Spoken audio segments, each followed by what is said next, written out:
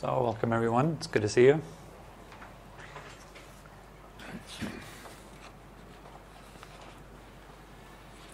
Okay, so this week we're going to talk a little bit about the sense of humility and what role that plays in spiritual practice. And today the topic is sincere humility versus false humility. Very often these two can be something that's confused. When someone tells us to be humble, or when we try to be humble, very often it's not really being humble, it's actually just some sort of pretense to boost our own sense of goodness. Like, here I'm very humble, I'm very good, I'm a very good person, I'm not proud, I'm not showing off. Instead, I say, no, I have no qualities. It might be a very good thing in certain circumstances. For example, when I was at the monastery, there was a thing there. Everyone was very, very humble. All the people there were humble. If anyone ever asked you about your skills, what have you learned, what have you discovered so far, everyone would constantly answer, oh, nothing, I have learned absolutely nothing. And drove me up the wall sometimes. I would ask my teacher, but I can see you know a whole lot of things. And he would constantly say, no, I just know nothing. It's just pretense. He said, it's just pretense. I don't know anything. I said, but you do. You give teachings. You must know something. He said, no, nothing. And he wouldn't talk anything else. He'd just only say no. If I wanted to open the door for him out of respect, he would say, no, I'm not worthy of that. Just like being very humble. And so I adopted that, and I tried to be just like that, also very humble all the time. And so someone told me, like, wow, you can read Tibetan, or you do this or that, and I would say, oh, no, I just pretend I don't know anything at all. It was a thing, right? Until one day I observed one of the Western monks who was there at the monastery as well, and he recited a prayer ceremony that we had the whole day, which we had every once in a month. It was these prayers going on for about 8 hours with a break in between. And he would recite all the prayers, all the chants by heart. He had his prayer book closed, his chanting book was closed, and he was reciting everything by heart. And I looked at him reciting everything by heart. I was just blown away by this. I thought, how can he know all these prayers? And there were just hundreds of prayers. How does he know all of them by heart? And after the puja, the prayer session, I went to him and I said, wow. He was just in the kitchen and preparing his evening tea. And I said, wow, this was amazing. I saw you recite the whole prayer session today by heart. That's amazing. And he looked up at me, and I was expecting firmly that he would say something like, no, it's not really, and I just pretended and whatnot, But instead he just said, thank you. But it felt so sincere and so untouched by any pride or ego. I found that quite fascinating. And so that it's a little thing that just stuck to me. Still sticks with me. There's no sense of, look how humble I am. Look how I can show you how humble I am by the way I talk, or the way I move, or the way whatever I do. It's not about showing how humble we are. It's about a state of mind. And so sincere humility is a state of readiness, a state of emptiness in the mind. A state of not knowing, sincerely not knowing, not having any clue, going in a state where the ego basically has no food. The sense of self doesn't feel superior to others. It doesn't feel like I know something you don't know. This is a very sincere state of, well, I'm a human being, I try my best to be happy and to let go of suffering. And that's that, and we all do the same, basically. In that, nobody is better than anybody else. We all try to be happy, and nobody wants to suffer. If we can see that very clearly. Also that all the learnings that we have received, all the knowledge that we apparently do have, comes from second hand. most of it, doesn't it? It comes from people who told you how the world works in school. It comes from books you've read, seminars you've attended, courses you did. All this knowledge that we adorn ourselves with very often comes from other people. And humility means daring to go there, into the realization that for myself personally, I know nothing. I really don't. Because everything I think I know is just that. It's just something I think I know. How many times is that with certain diets or something like that? Was that a few years ago? Everyone was against butter. Shouldn't eat butter. It's poisonous. It gives you cancer and all that kind of stuff. Then it turned around again. It's like now everyone is like, no, butter is the healthiest thing ever. After they've created margarine and all that, you know. It's like now it's margarine is the bad guy. You should eat butter. It's real. It's healthy fat. Wonder what happens in a few years. That's what I mean by what do we really know? A few centuries ago, people said the Earth is flat, or the Earth is at the center of our solar system. Then we found out, no, that's not the case actually. And the Earth is not flat. Guess how? The first guy who dared to have that idea to go there actually, that is real humility, because everybody else would disagree with you. And still, you go there because you can back it up and you can prove it. And then it is disproved again later on. Oh, the Earth is actually round. Oh, the Earth is not really round. It's elliptic. And so it goes on and on. And then we learn that at school, and then we can firmly believe in what we have learned. We have faith in our teachers. So if the teacher tells you the Earth is round, here's a picture, that's how it is. Then we say, yes, of course. And everyone who comes along and says, no, the Earth is not really round, you go like, you're nuts. Of course it's round. But we haven't seen it with our own eyes. We haven't felt it really. We just use logic to prove that. We use certain evidence that's second-hand evidence from people who found out something that not I found out, they found it out. And I take on that knowledge as if it was my own. And I say, yes, of course, how can you think otherwise? And that can be, this sense of certainty can go into religion too. Of course there is a God. People can be very upset about it, very angry about it, even though we don't really know. Of course we all have many lives. In my past life I was a rabbit. Now I'm Tobi. How can I be certain? How can I be so certain that there is a God, that I had a past life, that it's not just maybe a thought that I have, or imagination, or some idea that feels very right, but maybe it's not. To dare to go there to question ourselves and our own certainty about things, that is the direction of humility. To question our own certainty about who we are, for example.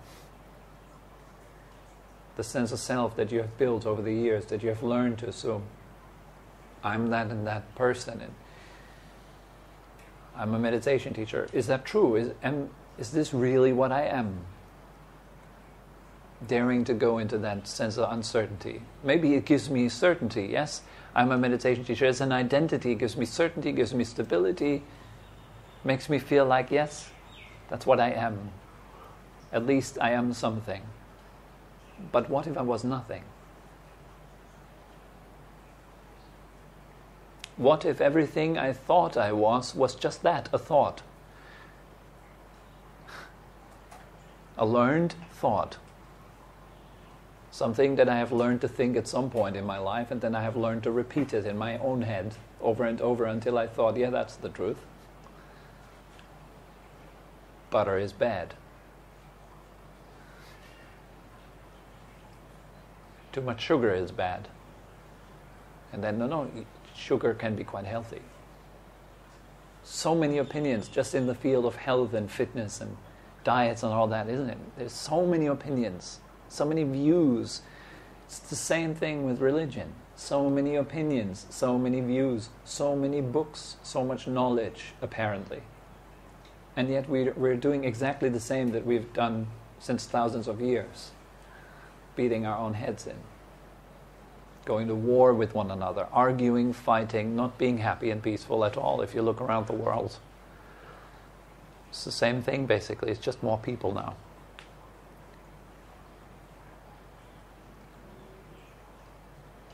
And why? Well, probably because people know too much. They don't question anymore.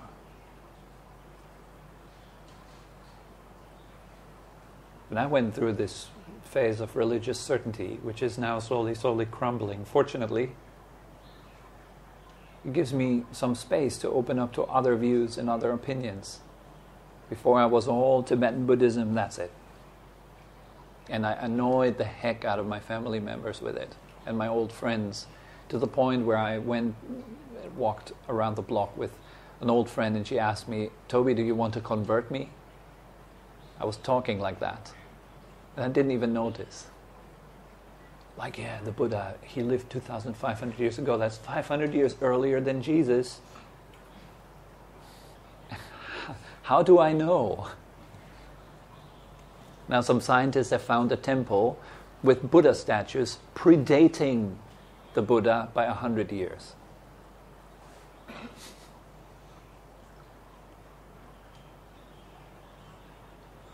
So if I was very fixed on my opinion that the Buddha was 2,500 years old, then now I'm screwed. Or maybe he was older. Maybe everything I believed was true is actually false. What if carbon dating was wrong? What if all the numbers that you have ever learned in your history books were actually wrong because the method of carbon dating was actually flawed? I think there was an article about that it actually is flawed. So they have to rewrite a few dates. So we are constantly learning, I think. Very often, some of the most humble people are scientists. They're able to admit, no, I don't know. I have no idea. We're working on it. We're trying to find it out. But we don't know yet. So as they don't know, they cannot say we know. It hasn't been proven. It hasn't been verified. If we have a bit of that mindset towards our own opinions and beliefs and our own faith and so forth, it's quite scary, actually, if you start questioning what you think. Is it really true? What do you really know? What is really knowledge that comes out of your hands, out of your heart, like real stuff that you know for sure? Not stuff that you've heard, that you've learned. It's not much. The more I practice, the less I find. I just keep regurgitating like thoughts like that. That's all I have. It's my thoughts. And thoughts are very changeable.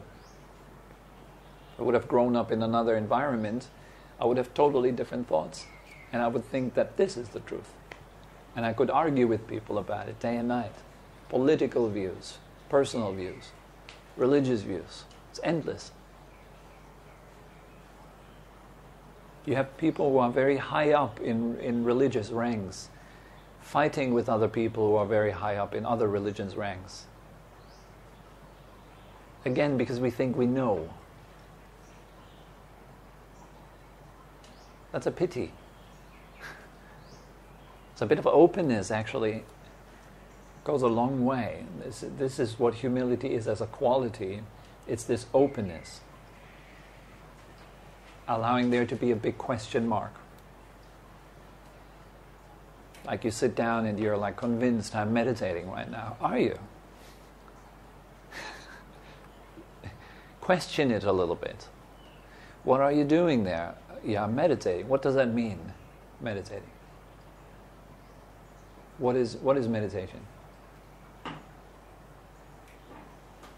Sometimes I felt very convinced about, I know what meditation is. And then I imagined, what if the Dalai Lama would come in here and say, Tobi, so you think you know what meditation is? Tell me.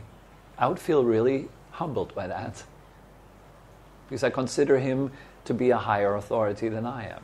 So I would feel humbled by that. Oh, I mean, the Dalai Lama asking me what meditation is. Now, what I need to give a good explanation, right? I hope I give the right one.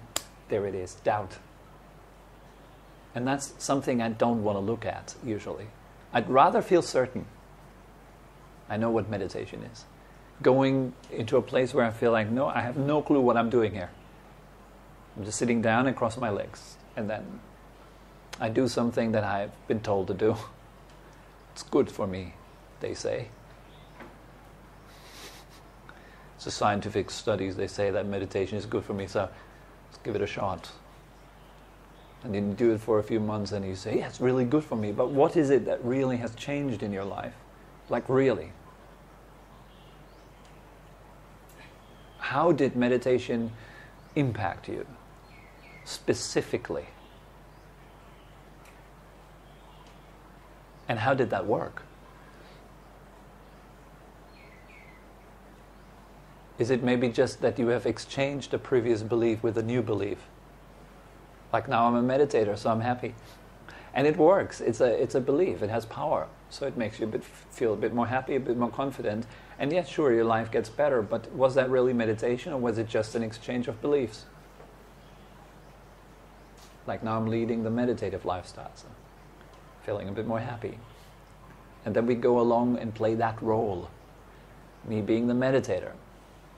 I do my session in the morning, do my session at night. And since everyone says it's supposed to help, it would be horrible if it didn't. I'm subscribing to this belief. So I should demonstrate that it helps. Quickly turns out also you can do these little exercises to reveal your doubts. I think that's really important. Reveal your doubts. Have a look at where is your doubts. This is some question that some of the great forest masters in Thailand would ask people who come to them to ask questions, would say, where is your doubt?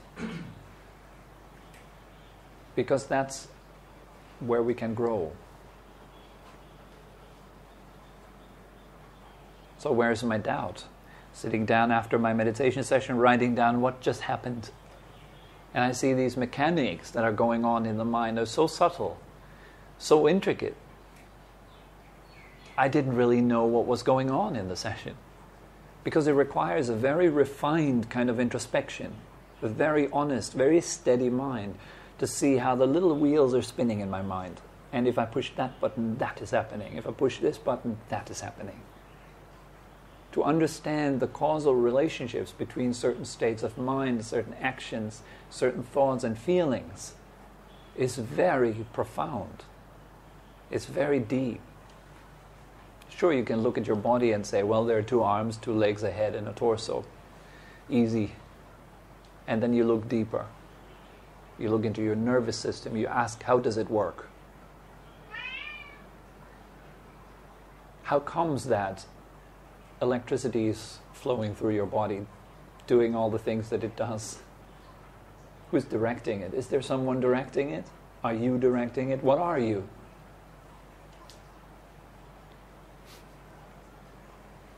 Who is the director of your physical functions? Is there a director? These are profound questions, and I challenge you to ask yourself these questions. Ask yourself good questions. Don't stop asking. As soon as you stop asking, you stop growing. As soon as you think you know, you're lost. You're stuck right there. As soon as we assume, oh yeah, I know my stuff, finally I understood. I understand the path. I had that so many times on this path, on the spiritual path. Wow, now I see how it works. Then I saw a video on YouTube, or I heard someone else talk, and I lost it again. Oh no, I wasn't right.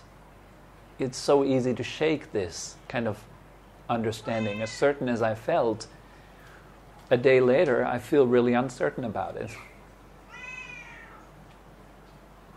I sit down and do some meditation practice and boom, amazing experience, deep peace, unshakable mind. So nice. I come out of the meditation session and I get angry. Noisy neighbor, a remark of my wife. And then I get really angry. And all the floatiness from the meditation is gone in an instant, showing me like, oh, that wasn't really it, I think. Or was it? What is it? That was it. I got it. What is it?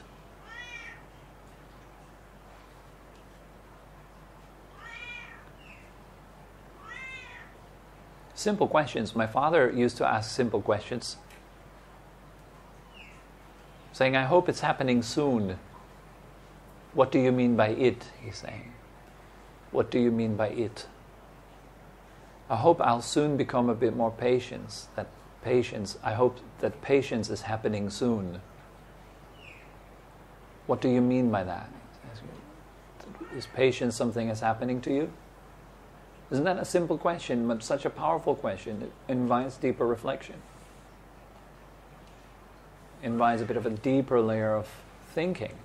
And deep thinking is not there to make you feel certain about something. It's there to make you feel uncertain.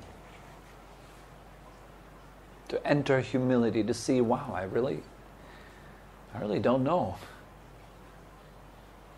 And that does something to you. It opens you up. Now you can learn. Now you can grow. Very often this example is given that if a student wants to learn from a teacher, they first have to empty their cup. Right? So you first have to assume a state of humility. That's why Thai people, for example, when they come into a temple, they bow down. They lower their head. It's a gesture of humility, and I found many people from the West have great difficulties with these gestures. They can't lower their head in front of someone else. Very difficult. Many people don't like it. Spent many years in a monastery, and we had many visitors, and then we would tell them this is what the Tibetans do, bow down and stuff. They found that odd. Why would you bow down in front of a statue? Why bow down in front of your master? Why? I don't see the point. We equal that with worthlessness. You make yourself worthless, but that's not the point. It's humbling oneself before something that might be greater than me. Is there such a possibility?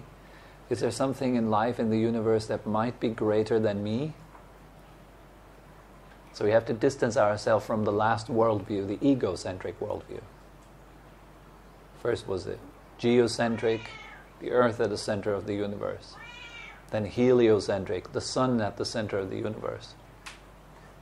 Now it's still egocentric, me at the center of the universe.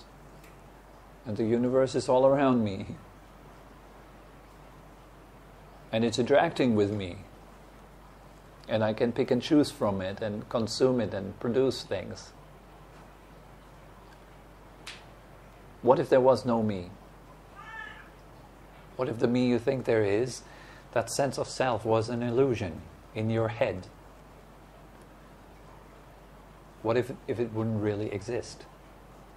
What if there was just a body, emotions and thoughts, yet pertaining to no one, to nothing?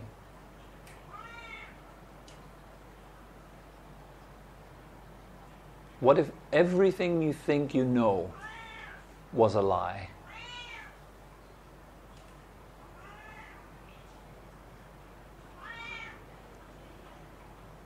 All these kind of feelings of certainty, of I know this is a block right there. As soon as you say, I know, there is no more learning. The learning has stopped. The growing has stopped.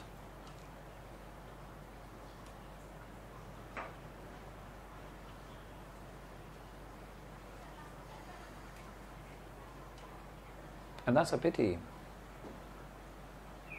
There's so much more we can learn from other traditions. So much more to learn from Christianity, Hinduism, Islam. From people who are not religious. From people who don't meditate. You can learn a lot from them.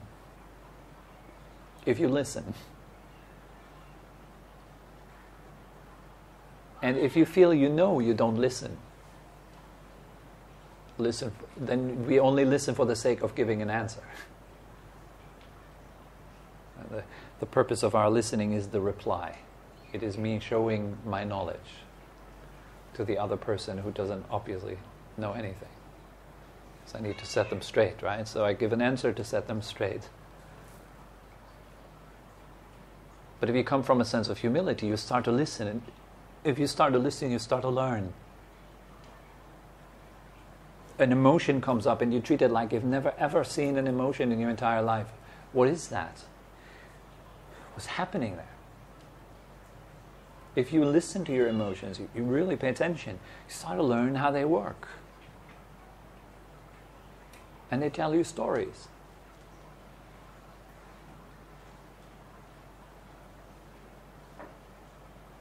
But if we don't pay attention, then we might say, well, that's an emotion.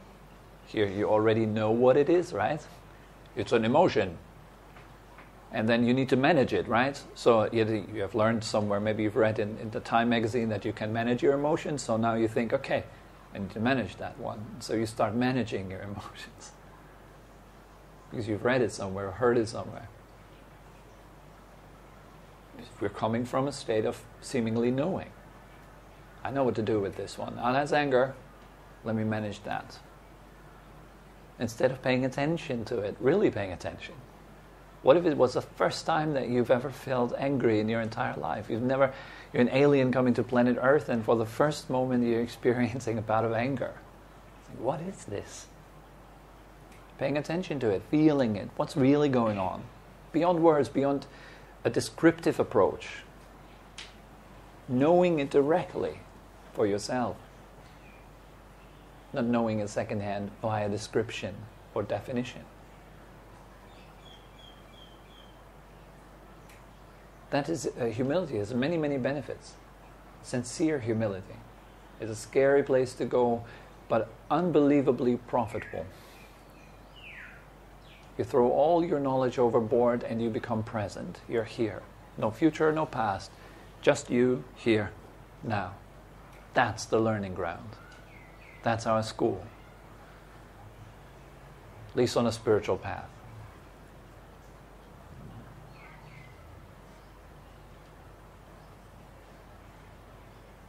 And I find that personally to be quite a scary place, to be beyond future and past.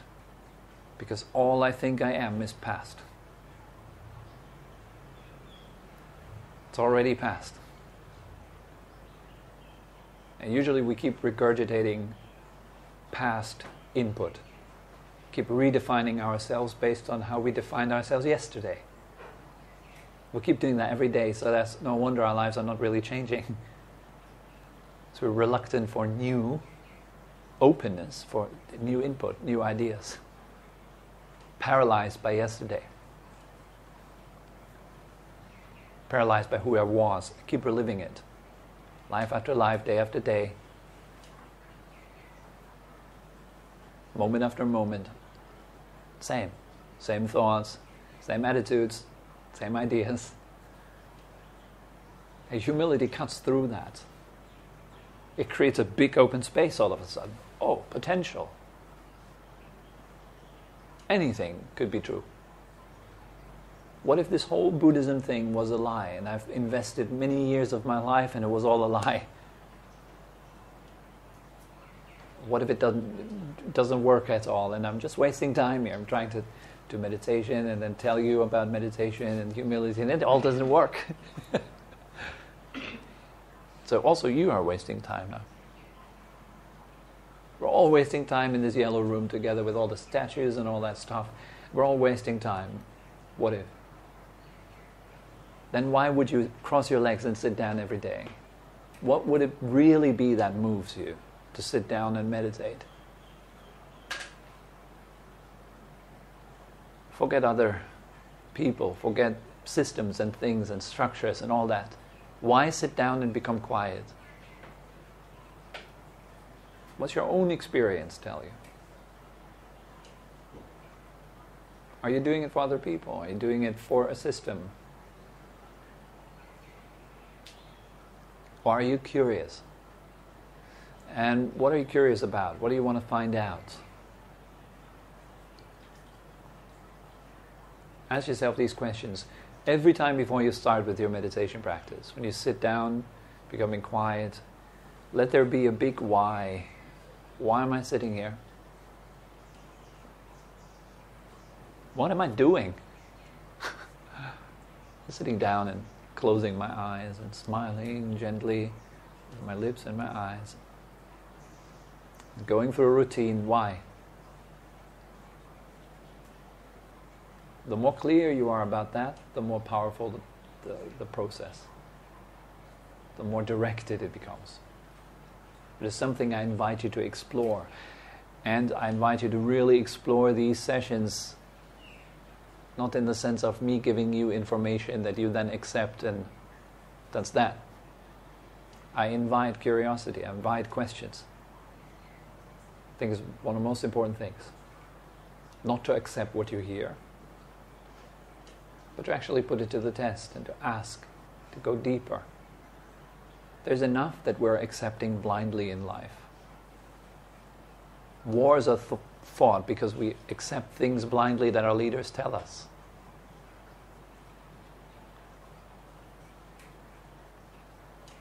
So it's time to open inner space and allow question to be there, or just space. That's humility.